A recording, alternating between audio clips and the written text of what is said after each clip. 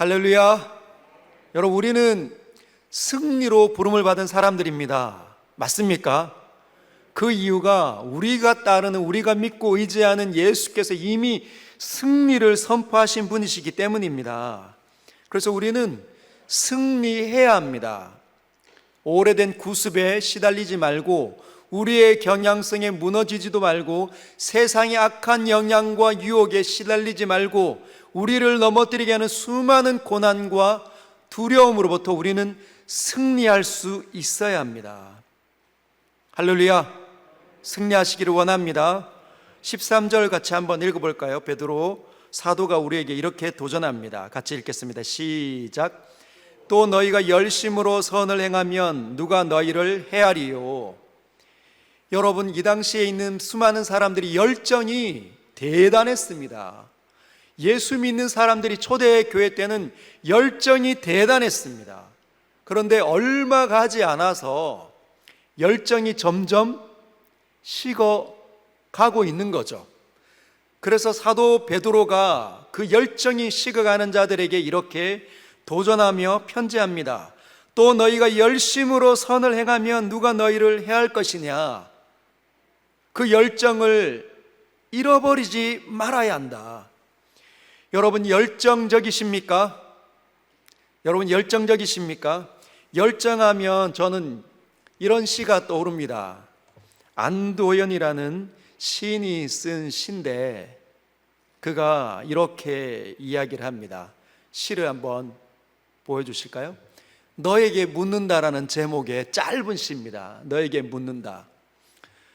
연탄재 함부로 발로 차지 마라.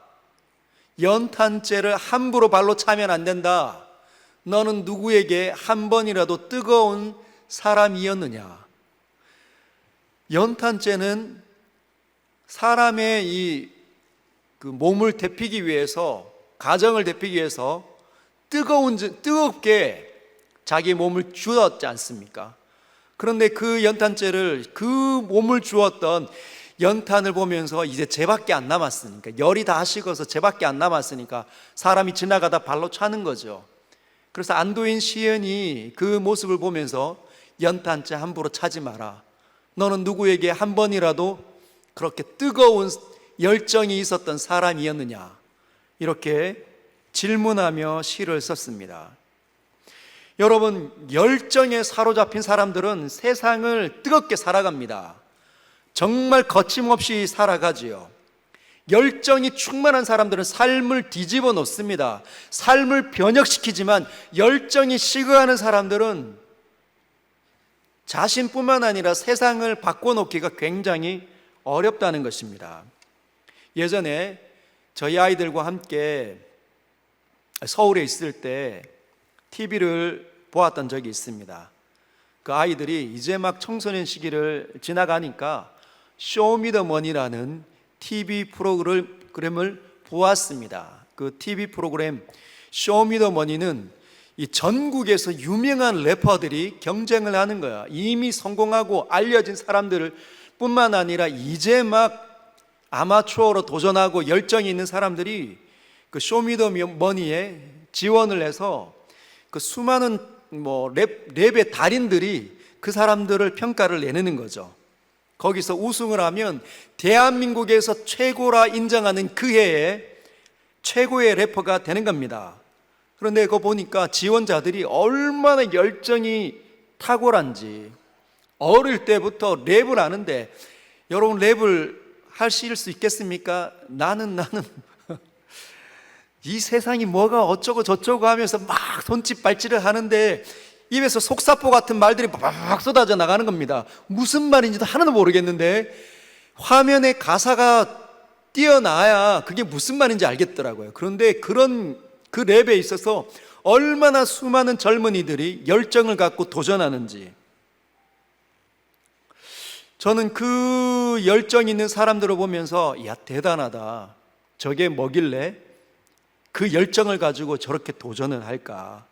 랩의 달인이 되기 위해서 그 수많은 시간들을 썼다가 지우고 썼다가 지우고 썼다가 지우는 모습을 보면서 도전이 되었습니다. 그러면서 한번 한 인물이 떠올랐는데 스티브 잡스가 떠올랐습니다. 스티브 잡스. 여러분 스티브 잡스 아십니까? 예, 스티브 잡스가 뭘 했죠?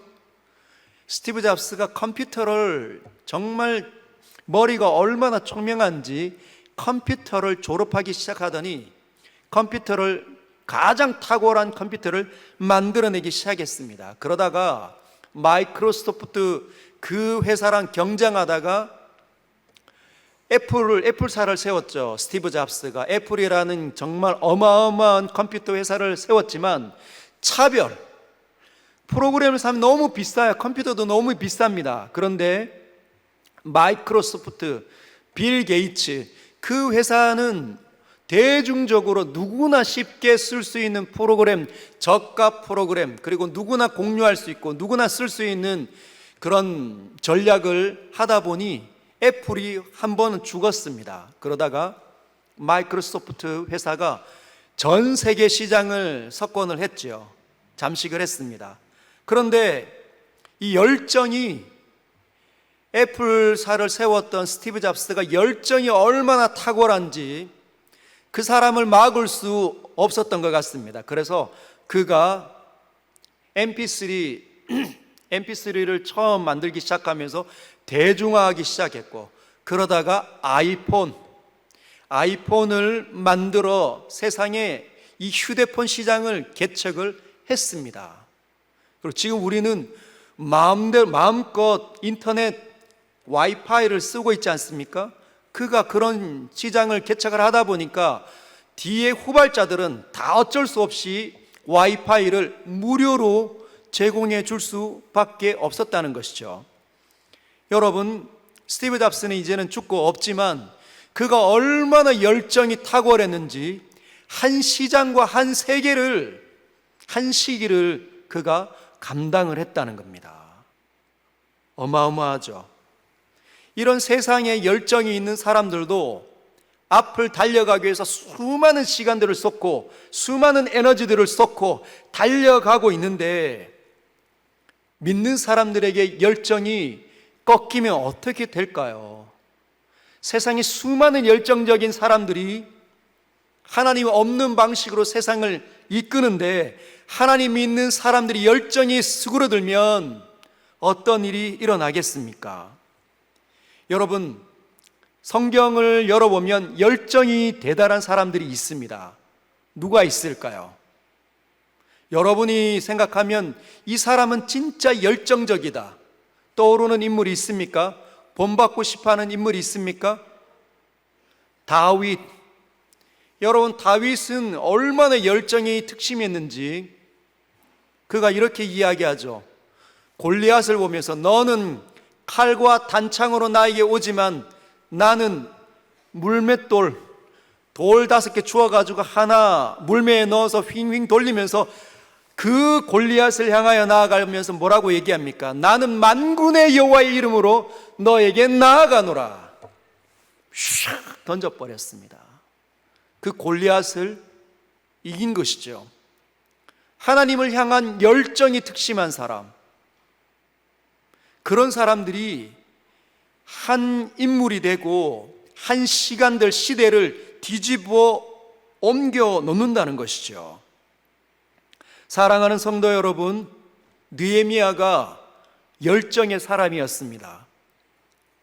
이제 왕의 총애를 받아서 신하의 자리에 있었지만 예루살렘에 가보니 자신의 민족이 살았던 그 옛 도성 예루살렘 성벽이 다 무너져 있는 걸 보면서 여러분, 그 이미 무너져서 망한 도시 아닙니까?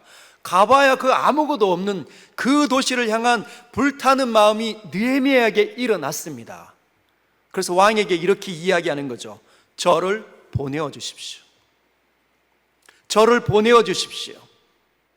느헤미야가 그 어마어마한 그 왕국을 떠나서 정말 망해버렸던 그 옛 도성 예루살렘으로 가서 예루살렘 성벽을 쌓습니다.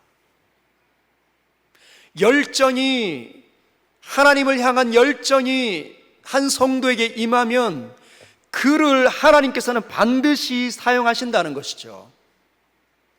여러분, 오늘 이 밤에 여러분들이 열정의 사람이 되시길 바랍니다. 그냥 세상에 돈 많이 벌기 위해서 아파트 이런 주식 투자하고 아파트 어떤 부동산 사고 파는데 달이 되는 그런 열정 말고 하나님을 향한 열정의 사람이 되시길 바랍니다. 그래서 여러분을 통해서 하나님의 역사가 점점 희귀해지는 이 시기에 학교 가면 아이들이 하나님 믿는 아이들이 거의 없다고 이야기하는 이 대구 도성에 점점 예수님 믿는 사람들이 희귀해지는 이 대구 도성에 저와 여러분들로 인하여서 이 대구 도성이 바뀌어지는 역사가 나타나기를 주님의 이름으로 축복합니다. 너희가 열심으로 선을 행하면 누가 너희를 해하리요. 여기에 보면 열심으로라는 이 단어는 헬라 원문으로 젤로타이라는 단어가 쓰여져 있습니다. 젤로타이, 한번 따라할까요? 젤로타이. 젤로타이, 이 젤로타이는 젤로오라는 저 단어에서 파생된 단어인데, 젤로라는 저 단어는 타오르다, 뜨겁게 하다, 이런 뜻입니다. 사람을 타오르게 만들다, 사람을 막 뜨끈뜨끈하게 만든다는 거죠. 냉랭하고 예배 오면 잠만 쏟아지고 주보만 보고 싶고 뭐하러 왔는지도 하나도 모르는 채 그냥 마당만 밟고 가는 상태가 아니라 앉기만 하면 불이 임하는 거죠. 앉기만 하면 눈물이 왈칵 쏟아지고, 앉기만 하면 하나님의 생각이, 하나님의 소리가 막 뚫고 들어오는 겁니다. 귓전에 쨍쨍하게 들리는 것이죠. 여러분은 어떻습니까? 한 주를 돌아보시고 최근의 삶을 한번 돌아보십시오. 하나님의 소리가 막 들립니까? 쟁쟁합니까? 열정이 막 뜨겁게 일어납니까? 죄악들이 일어나서 막 보여져서 회개가 일어납니까? 아니면 그냥 냉랭한, 내가 뭐하나? 왜 이렇게 인생은 어렵나? 왜 이렇게 힘이 드나? 왜 이렇게 가정은 어려운가? 나는 빨리 이곳을 떠나고 싶다, 이런 생각에 사로잡혀 있습니까? 여러분, 베드로 사도가 우리에게 너희가 열심으로 선을 행하면 누가 너희를 해할 것이냐, 선을 행한다는 말은 선이신 하나님을 위한 삶을 산다는 뜻입니다. 저는 예수님 고등학교 1학년 때 예수님을 믿고 지금까지 계속 이런 상태입니다. 한 달 정도가 신앙의 방황이 한번 있었죠. 대학생 때 신앙의 방황이 있었습니다. 그 이유는 저의 둘째 형이 교통사고로 하나님을 믿지 않은 채 세상을 뜬 거예요.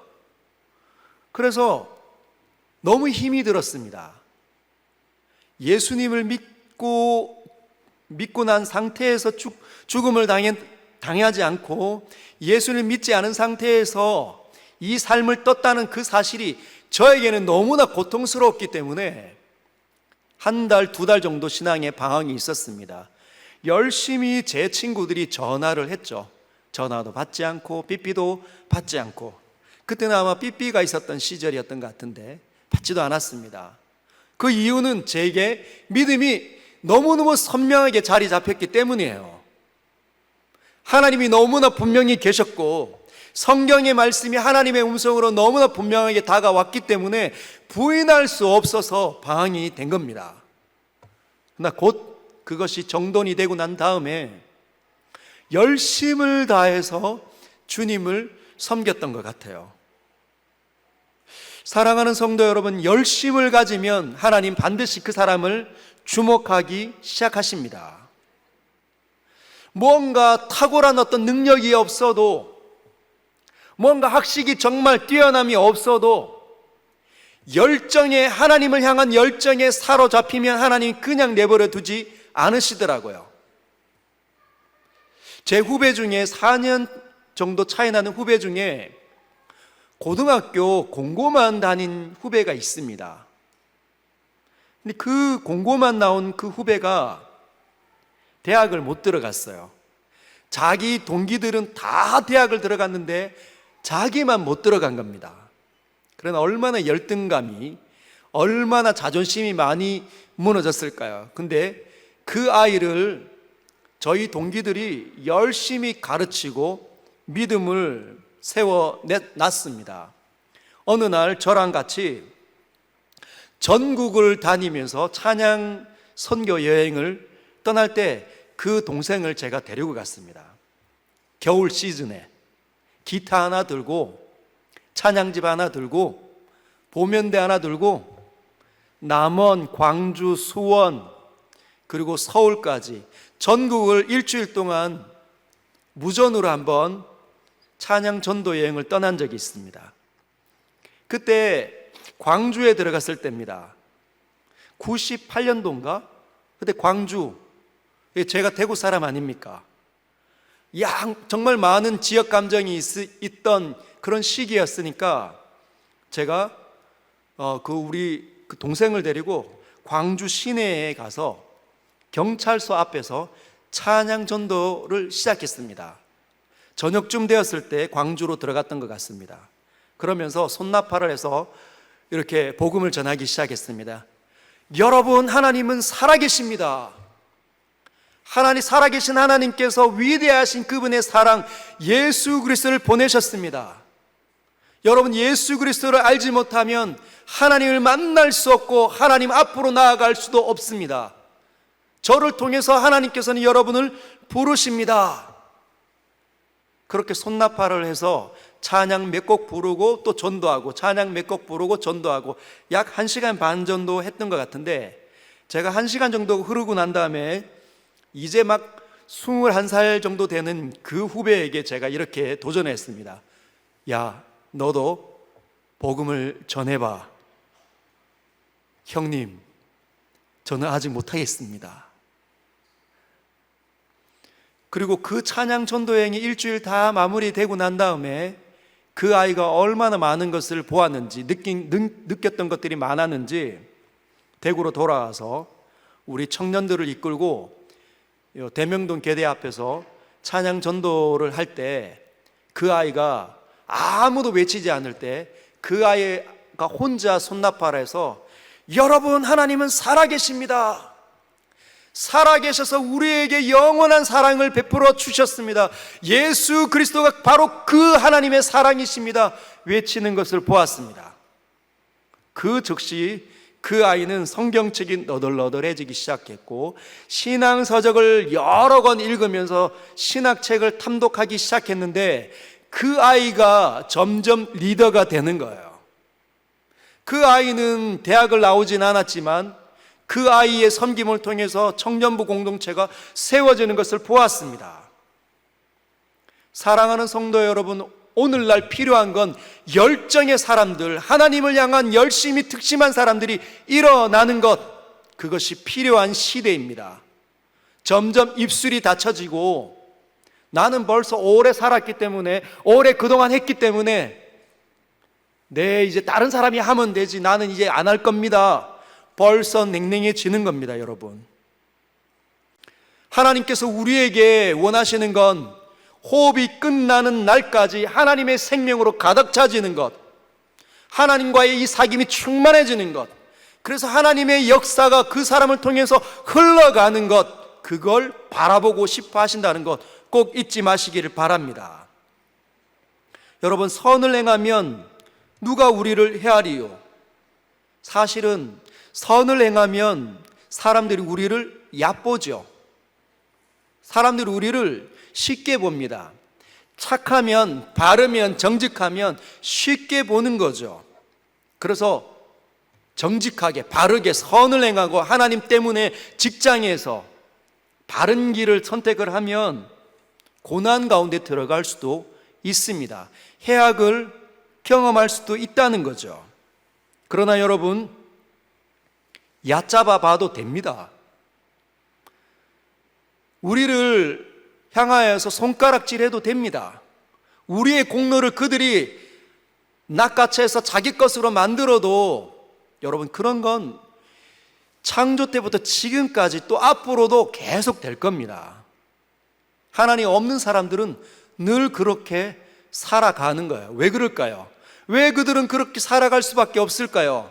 그렇게 살아야 이 땅에서 견뎌낼 수 있으니까, 이 땅에서 존재할 수 있다고 생각하니까.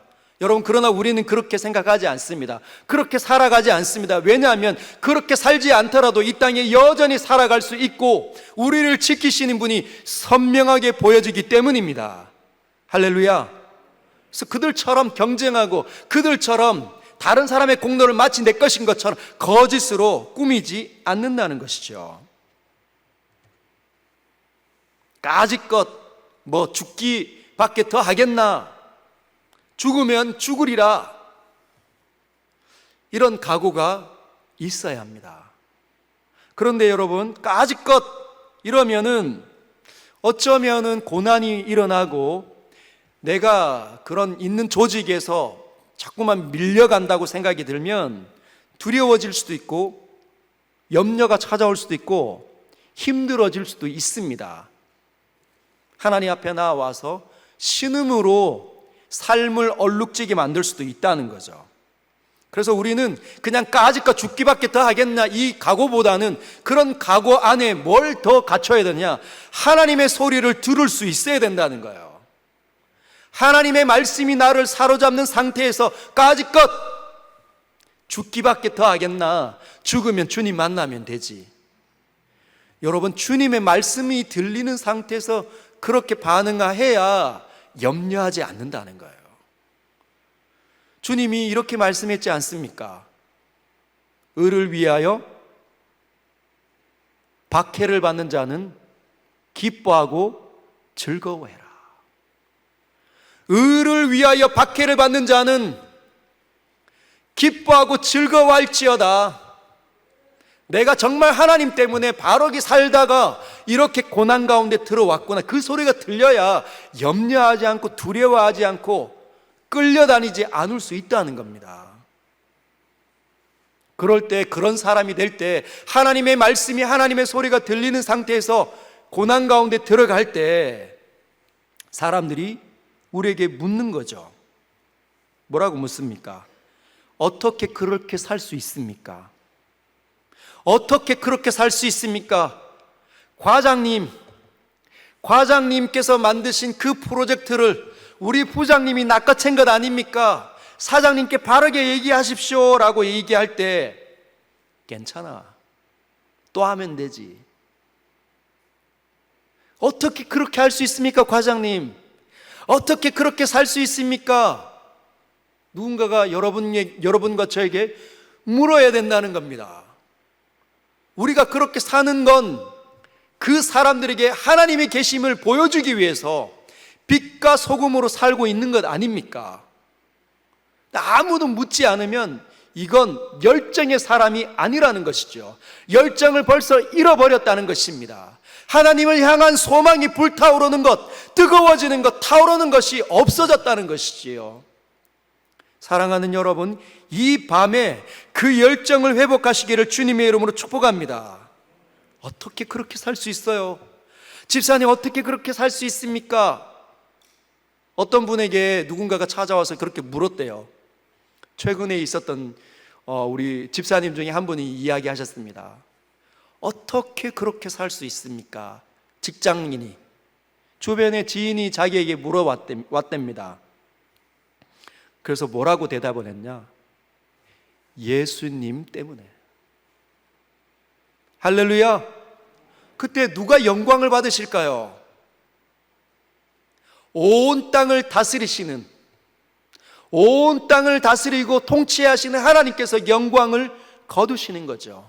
온 세상을 향한 그 불타오르는 선한 그분의 이 얼굴이 예수님 때문에 말한 그 사람을 향하고 있다는 겁니다. 말로 닿을 수 없는 흐뭇함과 기쁨으로 그분을 바라보셨을 거라 믿습니다. 그래서 우리는 그렇게 어떻게 살 수 있습니까? 라고 묻는 사람들에게 15절 이렇게 이야기할 수 있어야 된다는 거죠. 우리 같이 한번 읽어볼까요? 시작. 너희 마음에 그리스도를 주로 삼아 거룩하게 하고 너희 속에 있는 소망에 관한 이유를 묻는 자에게는 대답할 것을 항상 준비하되 온유와 두려움으로 하고, 우리에게 있는 이 소망에 대해서 어떻게 그렇게 살 수 있습니까? 뭔가 다른 것 같아요.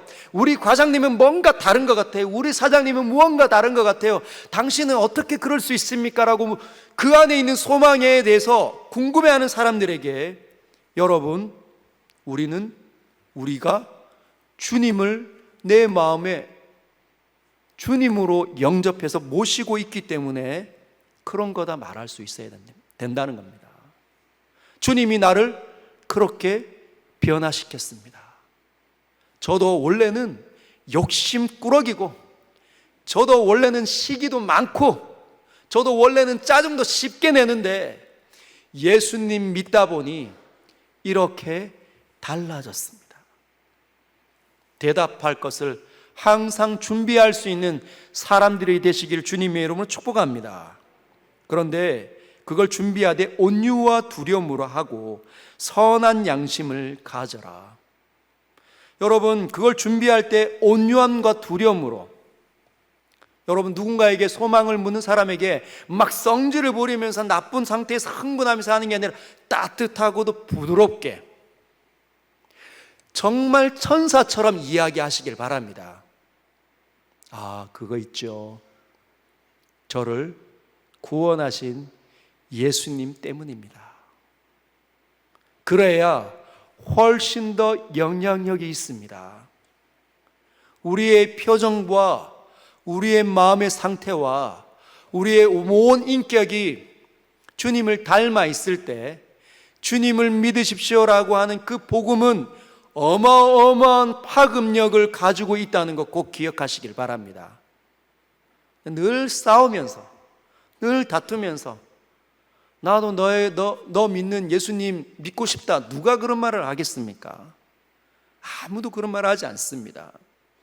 그래서 우리는 천사처럼 살 필요가 있습니다. 그래서 온유함과 두려움으로, 하나님을 두려워하는 마음으로, 선한 양심으로, 선하고 깨끗한 마음으로 살아가야 합니다. 누군가에게 진짜 따뜻한 사람이어야 된다는 거죠. 첫 번째, 우리는 가정 속에서 선하고 따뜻한 사람으로 드러나야 합니다. 누가요? 내 남편이. 오늘 이 밤에 여성으로 이 자리를 대피시고 계시는 우리 자매님들은 집에 돌아가셔서, 여기에 지금 남편이랑 같이 왔으면 괜찮지만 혼자만 오셨다 그러면 이 자리에 여러분만 오신 거잖아요. 하나님을 만나고 하나님께 기도하고 하나님의 거룩하고 존귀한 이름을 찬양한 여러분이 천사처럼 변해서 가정으로 돌아가야 금요 기도에 정말 좋구나 하는 파급력이 생긴다는 겁니다. 할렐루야. 그렇다는 거죠. 여기에 있는 남편들은 오늘 정말 주님으로 인한 마음이 부드러워지고 선해지고 따뜻해져서 아내에게 사랑한다, 고맙다, 감사하다 꼭 잠들기 전에 해보시길 바랍니다. 경상도 사람이라서 그런 너무 낯간지럽고 힘들다, 손이라도 잡아주시고 잠에 들어가십시오. 이 양반이 왜 그래? 그러면 주님이 시켰어 한마디 하시고, 그래야 서연교회에 하나님이 임재하신다는 소문이 날 수 있습니다. 할렐루야. 목사가 됐는데 막 지나가는데 막 인상만 쓰고 있다가 여러분 보면 착해 보이고 이러면 누가 저를 인정하겠습니까? 여러분이 교회 안에서나 바깥에서나 또는 직장에서, 가정에서 하나님을 믿는 사람답게 살아내셔야 합니다. 정말 착해지시고, 정말 부드러워지시고, 정말 온유해지시고, 정말 따뜻해지시기를 바랍니다. 그래서 우리는 내가 꼭 그렇게 살아야 되냐? 그렇게 살아야 됩니다. 여러분, 그렇게 살아야 됩니다. 우리는 주님의 영광을 위해서 살아야 됩니다. 우리의 남은 인생은 먹든지 마시든지 하나님의 영광을 위해서 보내야 된다는 거죠. 할렐루야. 그래서 우리가 그렇게 따뜻하고 부드럽고 친절하게 천사처럼 살면 어떻게 되느냐? 16절에 보면 이는 그리스도 안에 있는 너희의 선행을 욕하는 자들로 그 비방하는 일에 부끄러움을 당하게 하려 함이라. 우리에게 모함을 하는 거죠. 저 사람들 연기하는 거야. 쇼하는 거야. 미련에 순에 빠져가지고 등신 같아서 이런 말하는 사람들이 스스로 부끄러워지는 거죠.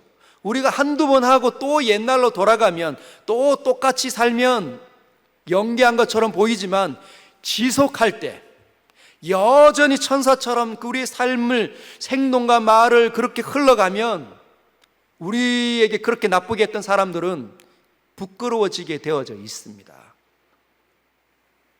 그래서 17절에 보면 선을 행함으로 고난받는 것이 하나님의 뜻일진데 악을 행함으로 고난받는 것보다 낫다. 악을 행하다가 맞아서 고난받는 것보다 차라리 선을 위해서, 하나님의 영광을 위해서, 하나님을 닮아가기 위해서 천사처럼 사는 것이, 그래서 어려움에 빠지는 것이 훨씬 더 영광스럽다는 겁니다. 할렐루야. 각오하십시다. 우리 옆 사람에게 한번 이렇게 이야기할까요? 제가 각오하겠습니다. 제가 그렇게 살겠습니다. 지켜봐 주십시오. 여러분, 지켜봐 달라 했으니까 지켜봐야 되겠죠? 여러분, 그런 말들이 남발하면, 정말 흔해 빠지면 아무런 영향력이 없지만 우리가 그런 말을 해서 우리 스스로 삶을 올무를 만드는 게 참 중요합니다. 내가 저 권사님께 내가 그렇게 살겠다고 얘기했는데, 내 아내 옆에 보고 있는데 내 아내에게 내가 그렇게 살겠다고 얘기했는데 집에 가서 그렇게 하면 어떻게 될까요? 얼마나 부끄러울까요? 얼마나 민망하고 얼마나 수치스럽겠습니까? 그때 하나님 앞에서 결단하고 회개하고, 여러분, 그 올무 때문에 회개가 일어나는 거지, 그게 올무가 없었으면 내가 남들도 그렇게 사는데 회개도 일어나지 않고 마음도 잃어버리고 가정도 위기 가운데 떨어지는 것입니다. 그래서 우리는 올무의 장치를 많이 만드는 게 중요합니다. 제가 그렇게 살겠습니다. 목사님, 저 시켜주십시오. 제가 하겠습니다. 아무도 안 할 때 제가 하겠습니다. 열정의 사람. 목사님, 우리 청장년교 저 때문에 우리 청장년 은혜 도가니가 되도록 만들겠습니다. 그런 사람 일어나야 합니다. 어떻게 하시려고요? 제 인생을 주님께 온전히 드리겠습니다. 근데 그런 사람들을 통해서 그 청장년부가 뒤집어지는 거거든요. 목사님, 제가 한번 해보겠습니다. 제가 정말 사람들을 위로하고 격려하고 정말 부지런히 하나님 앞에 기도하겠습니다. 그런 사람, 그런 장로님을 통해서 서연교회가 은혜 도가니가 되는 겁니다. 열정의 사람들로 인하여서. 그래야 예배 드릴 때마다 뜨끈뜨끈한 거죠. 성령이 충만하고 오면 이해할 수 없이 하나님의 역사하심을 순식간에 느낄 수밖에 없는 겁니다. 그런데 오는데 모든 사람들이 하나님에 대한 기대감이 아무도 없다면 그게 전념이 되는 거죠. 전념이 됩니다. 사랑으로 전념시키시기를 주님의 이름으로 축복합니다. 그래서 고난받는 게 차라리 선을 위한 고난이 낫다. 하나님을 위해서 고난받는 거, 내 삶을 드리는 거, 내 피곤해지는 거, 그게 훨씬 영광스럽다. 어차피 여러분, 우리가 짧은 찰나와 같은 인생 살다가 주님 만날 거잖아요. 주님께서는 영원한 삶을 우리에게 주실 것 아닙니까? 어떻게 보내시려고 합니까? 남들처럼, 남들 하는 것만큼 해서는 안 됩니다. 근데 남들이 대다수는 뭘 하느냐? 적당히 하는 거죠. 대다수는 열정적이지 않아요. 많은 사람들이 다 열정이 특심이었으면 세상은 다 뒤집어졌을 겁니다. 근데 그렇지 않은 거죠. 어떻게 합니까? 열정을 갖추도록 부지런히 막 이야기하고 교훈하고 가르치는 겁니다. 선생님들이. 학교에서 막 전교 1등 하는 애들은 몇 명 되지 않잖아요. 근데 대다수는 다 공부가 재미없어요. 공부에 대한 열정이 하나도 없습니다. 그렇죠. 어떤 애들은 공부에 대한 열정이 있고 어떤 애들은 그 댄스, 음악에 대한 열정이 탁월한 아이들은 걔네들밖에 없는 거예요. 대다수는 춤추면 몸치들이에요. 그래서 안 됩니다. 열정 있는 사람들은 소수라니까요. 근데 그 소수를 통해서 하나님은 역사를 일으키시는 분이십니다. 고난받는 것 과감하게. 주님 보니까, 주님 만났으니까, 주님의 은혜를 경험했으니까 과감하게 그 피곤한 자리로 들어가는 거죠. 여러분, 휴지를 하나 집어도 허리를 숙여야 합니다. 그냥 지나가면 허리 안 숙여도 돼요. 그렇죠? 피곤하지 않습니다. 휴지를 주우려면 허리 한번 숙여야 되고 쓰레기통까지 걸어가야 된다는 거죠. 그런 수고로움이 있어야 된다는 겁니다.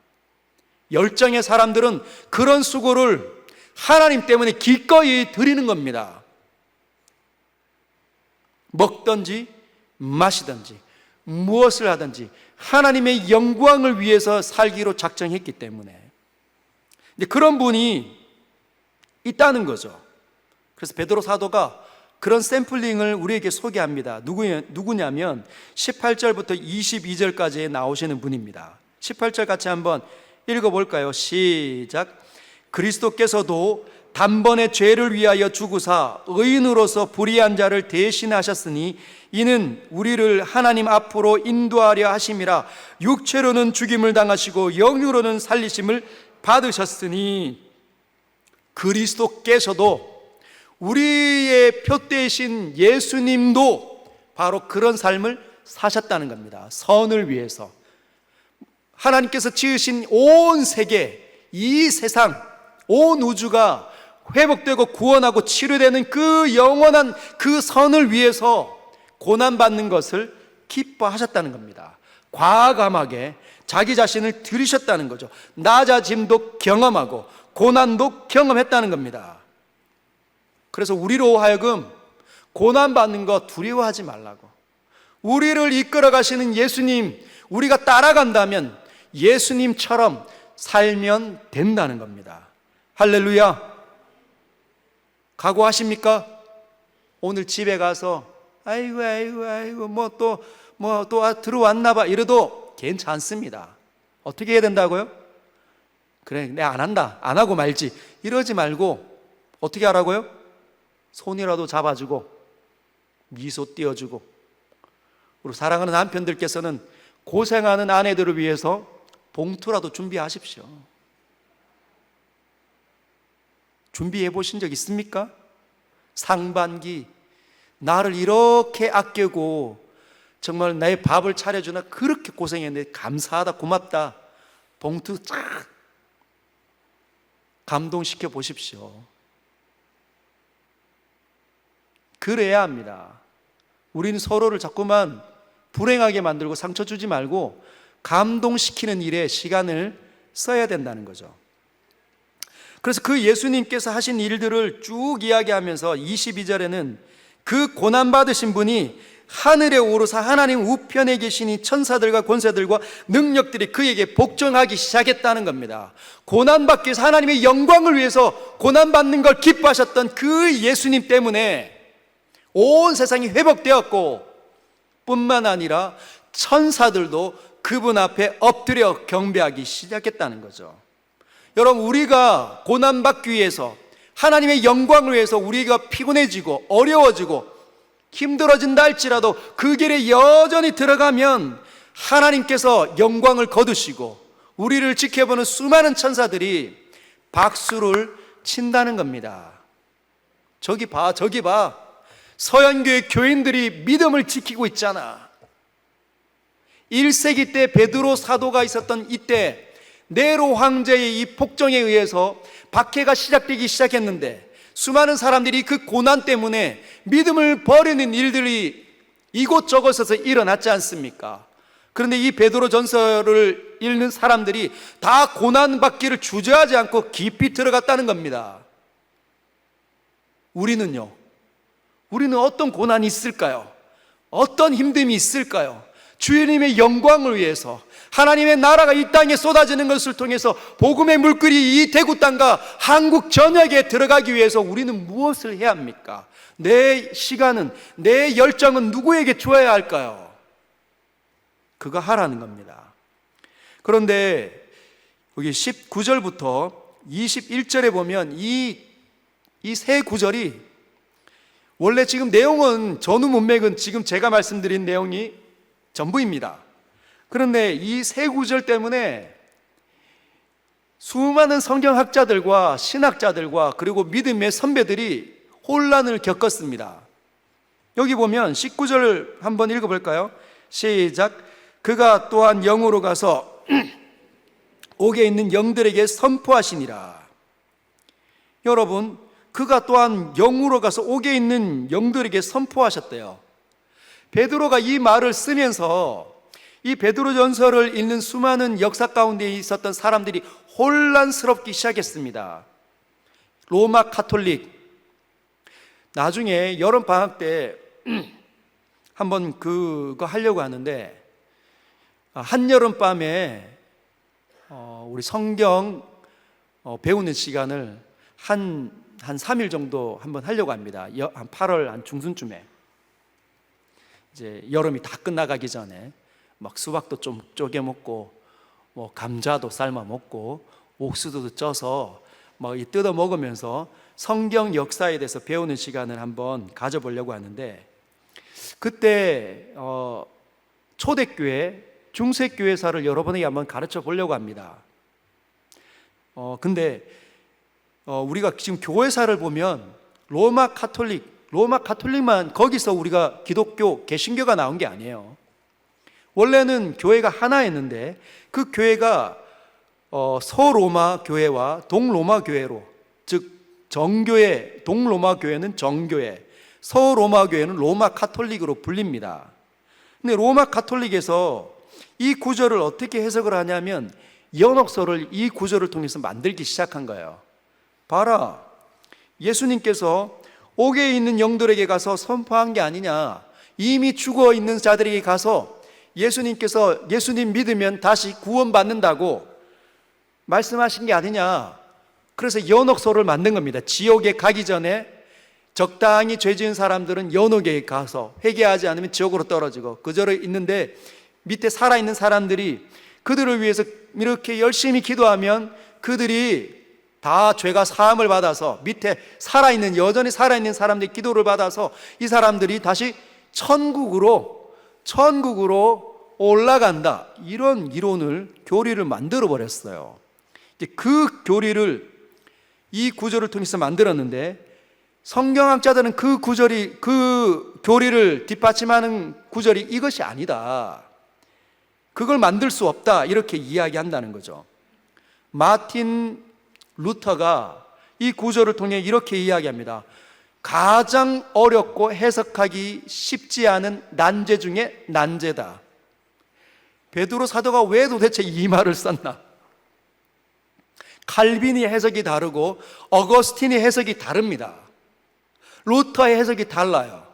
그래서 어떤 사람들은 로마 카톨릭처럼의 해석을 하는 사람들이 있고, 우리 개신교들은 그렇게 해석을 하지는 않죠. 근데 우리 안에서도 수많은 다양한 스펙트럼이 존재합니다. 제가 이 구절 때문에 이번 주에 내내 그냥 논문을 읽고 신학책을 찾아 읽고 얼마나 많이 시간을 보낸지 모릅니다.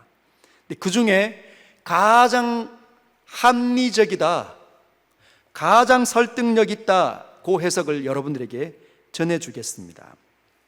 자, 첫 번째, 여기 보면 19절에 보면 그가 또한 영으로 가서 옥에 있는 영들에게 선포하시니라. 그 옥에 있는 영들에게 선포를 하셨대요. 누가요? 예수님께서. 18절의 후반부에 보면 육체로는 죽임을 당하시고 영으로는 살리심을 받았으니, 육체로는 죽임을 당하시고 영으로는 살리심을 받았다. 이게 부활일까요? 부활이 아닐까요? 부활이면, 여러분, 그러면 부활은, 육체는 부활하지 않았습니까? 예수님께서는 부활하실 때 영으로만 부활하셨습니까? 육체까지 같이 부활했습니까? 그러면 이 18절의 후반부는 부활을 의미할까요? 부활이 아닙니까? 부활이 아닙니다. 부활하기 전에, 십자가에서 죽으시고 부활하기 전에 뭐라고 합니까? 그가 육체로는 죽임을 당하시고 영으로는 살리심을 받으셨으니, 영과 육체가 같이 살리심을 받았으니라고 표현하지 않기 때문에 이 구절을 부활 바로 전, 즉 십자가에서 운명하시고 숨을 거두시고 부활하시는 그 사이의 시간을 의미한다는 거죠. 근데 그분이, 예수님이 19절에 그가 또한 영으로 가서 옥에 있는 영들에게 선포했는데 20절을 보면 그 옥에 있는 영들은 이렇게 설명을 합니다. 부연 설명해놨어요. 그들은 전에 노아의 날 방주를 준비할 동안 하나님이 오래 참고 기다리실 때에 복종하지 아니하던 자들이라. 뭐라고요? 그 옥에 있는 그 감옥, 그 프리즌, 그 옥에 있는 영들은 어떤 존재들이었냐? 그들은 전에 노아의 날 방주를 준비할 동안 하나님이 오래 참고 기다리실 때 복종하지 않았던 자들이라는 겁니다. 어떤 자들이라고요? 노아의 홍수 때 복종하지 않았던 자들이라는 거예요. 이해갑니까? 그래서 그 로마 가톨릭이 지금 말하는 예수님 믿기 전에, 예수님께서 십자가에 오르시기 전에 또는 그 이후에도 예수님 없이 죽었던 수많은 사람들이 가는 연옥, 이런 개념은 아니라는 거죠. 지금 여기 옥에 있는 그 사람들은 특정한 사람들이라는 겁니다. 노아의 날 홍수 심판이 일어날 때 불순종했던, 믿지 않았던, 복종하지 않았던 사람들이다. 그런데 지금 그들은 영들이라고 표현하고 있어요. 19절에 보면 영들, 푸뉴마라는 단어가 쓰여졌습니다. 그런데 20절에 보면 방주에서 물로 말미암아 구원을 얻은 자가 몇 명뿐이니 겨우 8명이라고 할 때 그 명은 푸시케라는 단어가 쓰여졌어요. 영은 푸뉴마인데 8명이라는 단어는 푸시케, 즉 혼이 있는 사람을 의미할 때 쓰는 푸시케라는 단어가 쓰여졌습니다. 즉 사람들은 8명은 푸시케였는데 푸뉴마는 다른 존재라는 거예요. 자, 그러면 베드로가 이 부분을 친절하게도 우리에게 또 소스를 남겨놨습니다. 어디에? 베드로 후서에 이 부분을 남겨놨다는 거예요. 자, 한번 볼까요? 베드로 후서 2장 2절과 3절, 4절, 5절 이렇게 표현 한번 읽어보겠습니다. 제가 한번 읽어볼게요. 3절부터 읽겠습니다. 그들이 탐심으로써 지어낸 말을 가지고 너희로 이득을 삼으니 그들의 심판은 옛적부터 지체하지 아니하니 그들의 멸망은 잠들지 아니하니라. 여기 그들은 뭐냐면 거짓 선지자를 의미하는데 그 거짓 선지자들은 옛적부터 있었다는 겁니다. 옛적부터 있었다. 그게 누구냐? 4절에 나오고 있는데 하나님이 범죄한 천사들을 용서하지 아니하시고 지옥에 던져 어두운 구덩이에 두어 심판 때까지 지키게 하셨으며 옛 세상을 용서하지 아니하시고 오직 의를 전파하는 노아와 그 7 식구를 보존하시고 경건치 아니하는 자들의 세상에 홍수를 내리셨으며, 여기에 이 부분에 노아 홍수가 다시 등장하면서 구덩이가 나오죠. 똑같이 감옥이 나옵니다. 옥. 근데 영은 뭐냐?